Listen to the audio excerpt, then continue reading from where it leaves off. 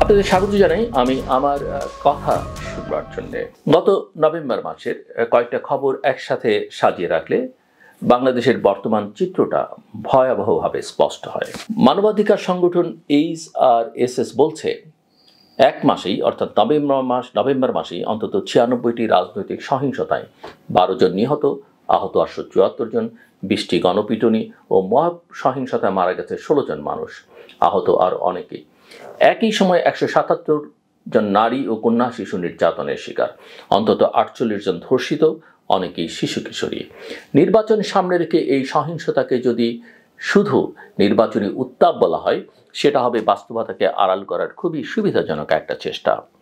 আগস্টের ছাত্র জনতার অভ্যুত্থানের পর অনেকে ভেবেছিলেন বাংলাদেশ যেন দ্বিতীয়বারের মতো একটি স্বাধীনতার দরজায় দাঁড়িয়েছে। ভাবনাটা ছিল রাষ্ট্র হয়তো এবার সত্যিকার অর্থে নাগরিকের, রাজনীতি হয়তো কিছুটা হলেও নীতি নৈতিকতায় ফিরে যাবে। কিন্তু নভেম্বরের পরিসংখ্যান অন্য কথা বলছে। পুলিশের অস্ত্র লুট হয়ে বাজারে ঘুরে বেড়াচ্ছে, রাজনৈতিক প্রতিপক্ষকে লক্ষ্য করে প্রকাশ্য দিবালোকে গুলি, আবার পুরনো কায়দায় বিশেষ অভিযান চালিয়ে হাজার হাজার গ্রেপ্তার। তার মধ্যেই নতুন নতুন জোট, আসন সমঝোতা, প্রতীকের অঙ্ক কষা, সব মিলে মনে হয় রাষ্ট্র বদলেছে, কিন্তু ক্ষমতার ভাষা তেমন বদলায়নি। HRSS ও অন্যান্য উৎসের তথ্য বলছে গত 1.5 বছরে রাজনৈতিক সহিংসতায় কয়েকশো মানুষ খুন হয়েছে। মাসে গড়ে একাধিক রাজনৈতিক কর্মী হত্যার শিকার। যারা মারা যাচ্ছে তারা ক্ষমতাসীন, বিরোধী নাকি মাঝামাঝি, এই হিসাব আমাদের অভ্যস্ত চোখকে হয়তো শান্ত করে, কিন্তু নিহতের পরিবারগুলোর কাছে এই ট্যাগের কোনো অর্থ নেই। আর যখন দেখা যায় সহিংসতার বড় অংশই পার্টির ভেতরকার কমিটি বিরোধ, প্রভাব বিস্তার আর চাঁদাবাজি কেন্দ্রিক, তখন বোঝা যায় গণতন্ত্রের নামে আমরা আসলে দলতন্ত্র আর মাফিয়াতন্ত্রকে খাওয়াচ্ছি। এই বাস্তবতায় সবচেয়ে বেশি উদ্বেগের জায়গা হলো রাষ্ট্রীয় শক্তি কিভাবে ব্যবহার হচ্ছে। নভেম্বরেই দেখা গেছে সন্ত্রাস বিরোধী আইন ও অন্য ধারায় কয়েক ডজন মামলায় হাজারের বেশি রাজনৈতিক কর্মীকে আসামি করা হয়েছে। গ্রেপ্তার হয়েছে প্রায় 2000-এর কাছাকাছি মানুষ। এদের বড় অংশই ক্ষমতাচ্যুত আওয়ামী লীগ ঘরানার কর্মী, সঙ্গে স্বেচ্ছাসেবক, যুব ও ছাত্র সংগঠনের নেতাকর্মী। একই সময়ে যৌথ বাহিনীর বিশেষ অভিযানে কয়েক হাজার মানুষ আটক। সংখ্যা বদলেছে, টার্গেট বদলেছে, কিন্তু নিরাপত্তা নামের অজুহাতে গণগ্রেপ্তারের সংস্কৃতি বদলায়নি।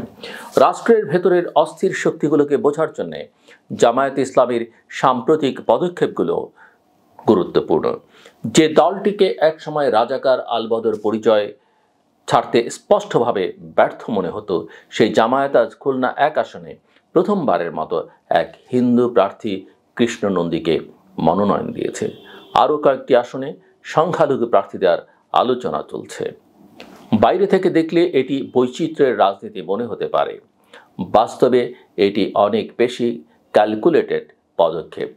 বহু বছরের বিতর্কিত অতীত ধুয়ে ফেলার অথবা অন্তত ঢেকে রাখার চেষ্টা। অনেকেই আছেন যারা একসময়ে বামপন্থী অসাম্প্রদায়িক আবহে বড় হয়েছে, যেখানে রাজাকার শব্দটা ছিল সামাজিক লজ্জার প্রতিশব্দ। জামায়াতের লোকজন তখনও এলাকায় ছিল, আবার ঢাকা সহ বিভিন্ন বিশ্ববিদ্যালয়ে এসে ছাত্র শিবিরের অনেক ঘনিষ্ঠ বন্ধুদের সাথে তারা থেকেছেন, হাঁটাহাঁটি করেছেন, নামাজও পড়েছেন। তাদের ভেতরের সংগঠন মডেল খুব কাছ থেকে দেখেছেন। স্কুল জীবন থেকে টার্গেটেড ক্যাডার গড়ার যে মেধাবী ছাত্র মডেল, কিছু পেশাজীবী, অর্থনৈতিকভাবে সচ্ছল কিন্তু আদর্শিকভাবে অস্থির গ্রুপ, আর একটি কঠোর সহিংস গ্রুপ, এই 3-4টি স্তর মিলে জামায়াত শিবিরকে আজকের অবস্থানে এনে দাঁড় করিয়েছে। সেই অভিজ্ঞতা থেকে, এমনকি আমার নিজেরও ব্যক্তিগত অভিজ্ঞতা থেকে, এখনকার রূপান্তরকে আমি কোনোভাবেই নির্দোষ ইনক্লুসিভ পলিটিক্স হিসেবে নিতে পারি না। আরও ভয়াবহ হলো তাদের ভাষা। সাম্প্রতিক সমাবেশগুলোতে জামায়াত ঘরানার নেতারা জুলাইয়ের ছাত্র জনতার আন্দোলনকে দ্বিতীয় স্বাধীনতা বলে প্রতিষ্ঠা করতে চেয়ে সঙ্গে সঙ্গে নতুন যুদ্ধের কথা বলছেন। একটা যুদ্ধ নাকি এখন বাকি, যেখানে দেশের মাটিতে ধর্মভিত্তিক আইন কায়েম করতে হবে। এই ধরনের বয়ানে একদিকে মুক্তিযুদ্ধের ঐতিহাসিক অর্থকে ধর্মীয় গেটআপে রিব্র্যান্ড করা হয়, অন্যদিকে সংখ্যালঘু সম্প্রদায়কে অঘোষিতভাবে টার্গেট বানিয়ে রাখা হয়। যখন এই রাজনীতি আবার ভারতের উগ্র হিন্দুবাদী কৌশল, গরু রাজনীতি, মব তৈরি এসবকে কপি করতে শুরু করে, তখন বোঝা যায় আমরা এক দুর্বৃত্ত চক্রাকারে ঘুরছি। মানবাধিকার পরিস্থিতি বুঝতে শুধু রাজনৈতিক সহিংসতা নয়, মত প্রকাশের অধিকারকেও দেখতে হয়। সাইবার সুরক্ষা অধ্যাদেশ 2025-এর অধীনে নভেম্বরেই অন্তত 60টি মামলায় কয়েকজন গ্রেপ্তার, ডজনাধিক মানুষের বিরুদ্ধে মামলা হয়েছে বলে সংবাদ মাধ্যমগুলো জানাচ্ছে।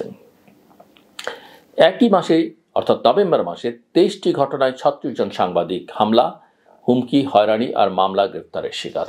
আইনের নাম বদলেছে, শাস্তির পরিমাণ সামান্য ঠেলা ধাক্কা গেছে, কিন্তু রাষ্ট্র এখনও ফেসবুক পোস্ট, রিপোর্ট, টকশো মন্তব্যকে ঝুঁকি হিসেবে দেখে। সেই ঝুঁকি ব্যবস্থাপনায় টুল হিসেবে ব্যবহার করে ডিজিটাল সাইবার আইনকে। এই সংকট কেবল আমাদের সীমানায় থেমে নেই। কক্সবাজার আর ভাসানচরে আশ্রয় নেওয়া প্রায় 12 লক্ষ রোহিঙ্গার জন্য 2025 সালের যৌথ প্রতিক্রিয়া পরিকল্পনায় $934 মিলিয়ন প্রয়োজনীয়তা ধরা হয়েছিল। ডিসেম্বরের শুরু পর্যন্ত পাওয়া গেছে তার কম বেশি 50% মতো। ইতিমধ্যে জাতিসংঘের সংস্থাগুলো খাদ্য রেশন অর্ধেকে নামিয়ে আনার ঘোষণা দিয়েছে। এক সময় যে ভাউচারে একজন মানুষ মাসে যে পরিমাণ খাবার কিনতে পারত, এখন তার অর্ধেকও পারছে না। ক্যাম্পে শিশু শিক্ষা, স্বাস্থ্যসেবা, পুষ্টি সব খাতে কাটছাটের প্রভাব দৃশ্যমান। এই মানবিক সংকট শুধু রোহিঙ্গাদের জন্য নয়, বাংলাদেশের নিরাপত্তা, অর্থনীতি আর সামাজিক স্থিতিশীলতার জন্যও ভবিষ্যৎ বিস্ফোরণের বীজ বয়ে আনছে। একই সময়ে আমরা যে দেশে বাস করছি, সেই দেশের হাসপাতালগুলো নিয়েও মানুষ নিশ্চিন্ত থাকতে পারছে না। কয়েক বছর আগে করা জরিপে দেখা গেছে, ঢাকার 248টি হাসপাতালকে ভূমিকম্পের ঝুঁকিপূর্ণ তালিকায় রাখা হয়েছিল। এর বড় অংশ অতি ঝুঁকিপূর্ণ ক্যাটাগরিতে। এর মধ্যে Dhaka medical college hospital, Mitford, PG, পঙ্গু হাসপাতাল, শিশু হাসপাতালের অনেক ভবনের বয়স 50 থেকে 150 বছরের মধ্যে। ছাদ থেকে পলেস্তারা খসে পড়ে রোগী, ডাক্তার আহত হওয়া এখন নিত্য ঘটনা। ছোট ছোট ভূকম্পনেই ওয়ার্ডের নার্স, চিকিৎসকরা নিচে নেমে আসেন, রোগীর স্বজনেরা দৌড়ে বেরিয়ে যান। প্রশ্নটা সহজ, যেদিন বড় ধরনের ভূমিকম্প হবে সেদিন হাসপাতালটা রোগী নেবে নাকি হাসপাতালই রোগী হয়ে যাবে? নজরদারির প্রশ্নটাও এখন মানবাধিকার আলোচনার অংশ হওয়া উচিত।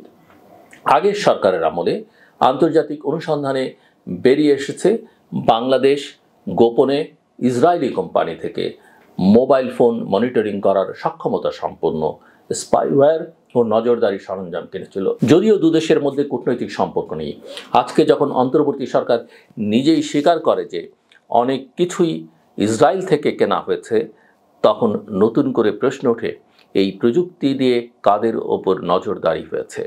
এখন কারা এই ডেটার অ্যাক্সেস পাচ্ছে? বিদেশি এজেন্সিগুলো কি এর সুযোগ নিচ্ছে? আর নাগরিকের গোপনীয়তার কোনো ন্যূনতম আইনি সুরক্ষা আছে কি না? এর বাইরে আছে শিক্ষা অধিকারের সংকট। ঢাকার 7 কলেজ ও প্রস্তাবিত নতুন বিশ্ববিদ্যালয় নিয়ে সরকারের সিদ্ধান্তহীনতায় 1.5 লাখ শিক্ষার্থী ভয়াবহ সেশন জটে পড়েছে। ভর্তি হয়েছে, ক্লাস নেই, কলেজ বিশ্ববিদ্যালয়ের মধ্যে দায়িত্ব কার, মডেল কি, এসব নিয়ে কাগজে কলমে ঝগড়া চলছে। কিন্তু শিক্ষার্থীর সময়, ভবিষ্যৎ, মানসিক চাপ এসব কারোর অগ্রাধিকার নয়।